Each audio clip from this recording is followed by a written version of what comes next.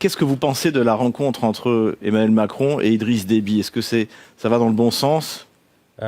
C'est en quelque juste un peu de correction. C'est Mohamed Idriss Déby. La rencontre, c'est en quelque sorte une opération de sauvetage pour Emmanuel Macron. En tout cas, qui cherche un peu à sauver la face. Il a pris des claques un peu partout, que ce soit au Mali, au Burkina Faso et au Niger. Mais ce qui s'est passé entre la France et le Tchad, ça ne ressemble pas comme dans d'autres pays, parce que là-bas, il y a eu des contestations, des manifestations, il y a eu des expulsions des diplomates français. Mais au Tchad, tout simplement, c'était la dénonciation des accords militaires entre Paris et N'Djamena. Mais juste après cela, on a vu Emmanuel Macron qui a haussé les tons, qui a commencé à menacer. Et lorsqu'il a vu le président tchadien, en tout cas, les époques ont changé. Avant, quand un dirigeant africain tente de parler, on coupe la tête, mais maintenant, il y a les soutiens populaires.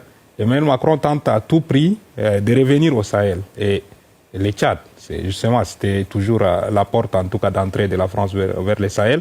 Mais pour Macron, malheureusement, désolé pour lui, il a déjà perdu l'Afrique. Et il a utilisé toutes les autres stratégies. Si lui, il était un bon stratège depuis le début, en tout cas, c'est le pire président que la France a connu. Actuellement, il cherche à entrer par les Tchad. C'est une peine perdue. Parce que pardon de vous interrompre, j'ai été étonné parce que quand j'ai préparé cette émission, j'ai cherché des extraits sonores de déclarations de Idriss Déby ou de Mohamed Idriss Déby, et d'Emmanuel Macron, j'ai rien trouvé.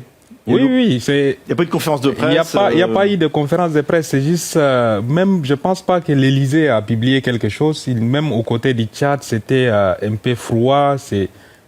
Emmanuel Macron, tout simplement, il cherche à sauver la face. Et actuellement, il y a énormément de problèmes avec le Niger. Rappelons-le que Orano a été, en tout cas, expulsé du Niger. Et le Niger a commencé à vendre son uranium. Donc, Emmanuel Macron tente d'entrer par le Tchad pour punir le régime du Niger. Et lorsqu'on voit les services de renseignement russes évoquent qu'Emmanuel Macron tente d'éliminer des dirigeants africains. Pour vous, les services de renseignement russes disent la vérité. C'est pas une opération. Il n'y a pas de fumée sans feu, comme on le dit chez nous. Quand on voit les terroristes au Niger, ce sont des gens qui ne sont pas éduqués. Ce sont des gens qui ne connaissent rien aux technologies. Comment ils arrivent à repérer des zones aussi sensibles pour frapper? Donc il n'y a pas de fumée sans feu.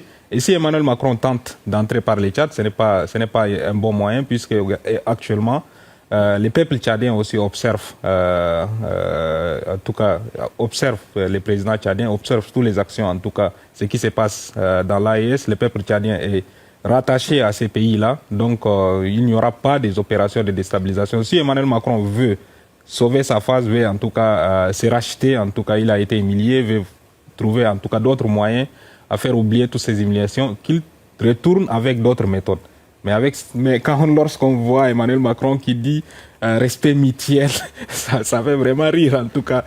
Il est tellement désespéré qu'il cherche à employer des termes pour essayer de séduire en tout cas les dirigeants africains. Mais rappelons-le que ces méthodes, ça n'existe pas en tout cas en Afrique.